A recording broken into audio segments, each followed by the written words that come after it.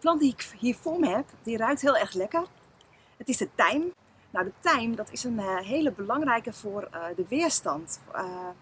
Hij werkt op je thymusklier en die zit hier.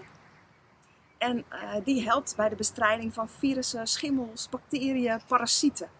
En de tijm die activeert deze klier, waardoor die harder gaat werken. De tijm werkt voornamelijk op de luchtwegen. Bij allerlei klachten, nou denk aan holteontsteking, hoest, verkoudheid, griep. De klachten waarbij tijm kan helpen zijn eigenlijk heel gezond, hoewel ze voor jou vervelend zijn. Maar op het moment dat jij hoest, omdat er iets in de longen zit, dan wil jouw lichaam het eruit werken. En dan zou jij die hoest onderdrukken, dan blijven de ziektekiemen, de bacteriën, die blijven in je longen. Dus dat is helemaal niet handig. Nou, wat doet tijm? Die zal het hoesten niet onderdrukken, maar die helpt bij de bestrijding van die ziektekiemen, waardoor je hoest niet meer nodig is. Het lost het slijm wat op, het wordt vloeibaarder. Koorts is ook zo'n klacht die heel vervelend is, maar wel heel nuttig. Want bij koorts wordt de lichaamstemperatuur verhoogd, omdat er iets in je lichaam zit wat vernietigd moet worden. Nou, als jij een koortsverlager inneemt, dan blijft die ziektekiemen die blijven weer in je bloed. Nou, de tijm die helpt bij de bestrijding. Dus die koorts is niet meer nodig en het verdwijnt. Nu is het natuurlijk wel belangrijk dat je bij ernstige klachten naar een dokter gaat. Maar als je klacht nog niet erg is, bij het eerste hoesje, begin alvast aan de tijm. Want een virus of een bacterie kan zich heel snel verspreiden. En voor het lichaam is het natuurlijk veel makkelijker om aan te vallen wanneer er nog maar heel weinig zit, als dat je wacht totdat je lichaam helemaal vol zit. In de middeleeuwen werd tijm gebruikt bij krankzinnigheid. Als mensen bezeten waren van de duivel, dan moesten ze in bad met tijm. Want tijm kon de duivel uitdrijven. En dan lees ik het even voor. Tijm ruimt verkeerde denkpatronen op. Gedachten van andere mensen die bij je binnengedrongen zijn, die niet overeenkomen met je eigen waarden. Nou, in deze tijd, waarin we overspoeld worden met meningen van anderen, door de televisie, door de radio, door social media, dan is het heel moeilijk om te weten, maar wie ben ik en wat wil ik en wat denk ik? Nou, tijm, die helpt je en die zet je in je eigen kracht. Nou, er zijn meer dan 400 verschillende soorten tijm. Ze hebben niet allemaal dezelfde werking, omdat er heel veel kruisingen tussen zitten met andere planten. De planten die de meeste geneeskracht hebben, dat zijn de echte tijm en de kruidtijm. De botanische naam van tijm is thymos. En thymos is een Grieks woord en dat betekent levensadem. Want door tijm krijg je meer adem. Hij ontspant de spieren van de luchtwegen, waardoor je meer lucht krijgt als je het benauwd hebt. Maar de naam thymos betekent ook moed.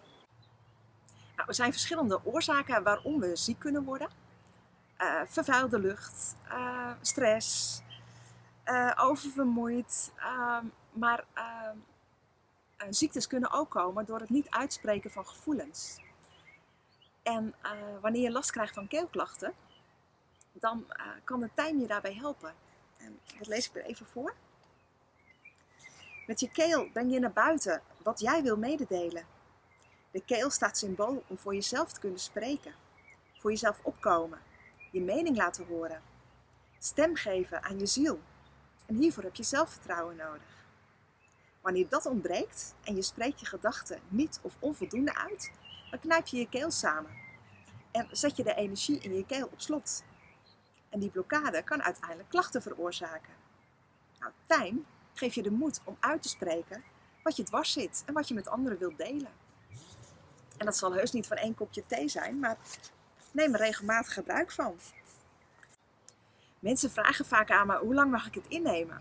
En dat vind ik best een lastige vraag, want als jouw lichaam hiernaar vraagt, dan heb je het waarschijnlijk nodig. En als je het steeds vergeet, dan kan je beter op zoek gaan naar een ander kruid. Maar een algemene regel is, probeer het dus 3 weken en ga dan over op een ander kruid. Nou, hoe maak je thee van tijm? Nou, je plukt er gewoon wat af. Ik pluk meestal zo'n takje af waar meerdere stengeltjes aan zitten. Ik giet er kokend water overheen. Ik laat het heel even afkoelen voordat ik erin doe, want anders verbranden de inhoudstoffen.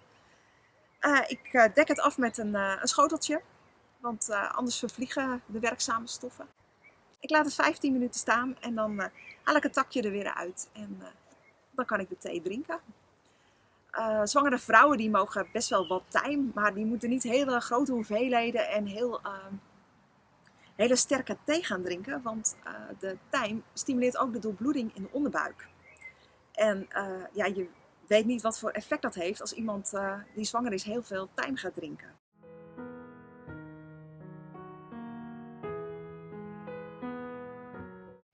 Tijm helpt ook bij je spijsvertering.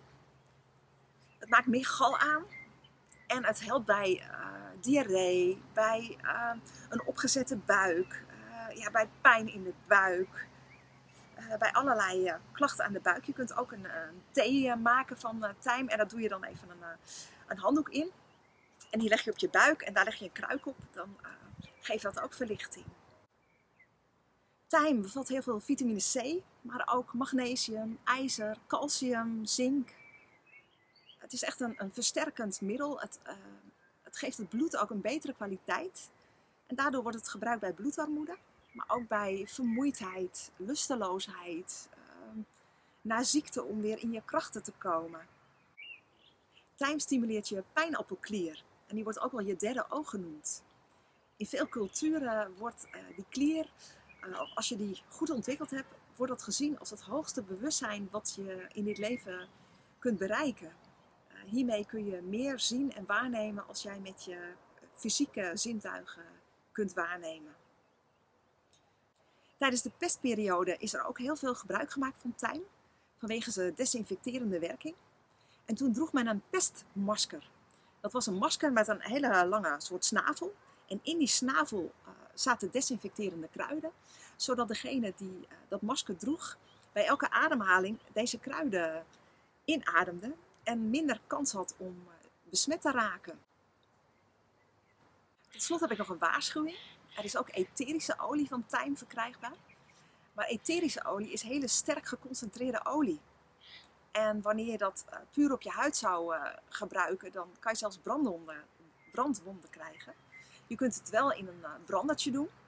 Dan gaat de hele kamer ernaar ruiken. Maar het is best sterk. En helaas zijn er ook synthetische varianten op de markt. En die zijn niet zo goed voor je. En die hebben uiteraard helemaal niet die werking die ik zo net beschreef. Wat ik zelf deed toen mijn kinderen klein waren, dan zette ik gewoon een soepkom met kokend water en tijm. Die zette ik op een theelichtje. En die zette ik ergens in de kamer neer, zodat de hele kamer naar tijm ging ruiken. En ze ademden dan de hele, nou ja, overdag tijm in. Maar ik zette het ook op hun slaapkamer op een veilige plek.